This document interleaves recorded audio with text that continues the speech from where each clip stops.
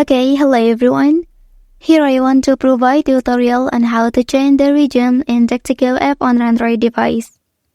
Well, knowing how to change the region in DuckDuckGo can be useful if you want to customize your search result to be more relevant to specific geographic area.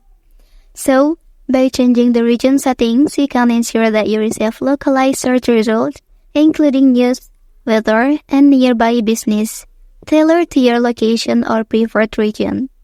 So how to do that? Let's go to the tutorial.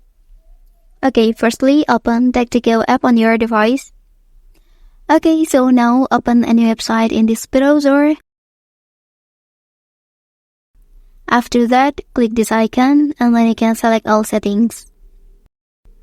Okay, so now you can click the down arrow under this option. After that, you can select the region you need. Okay, and then for the second way, you can simply tap this option and here will appear many regions available for you. Okay, that's the tutorial on how to change the region in DuckDuckGo app on Android device. If you are helped by this video, don't forget to like and subscribe to get other information from this channel. Thank you.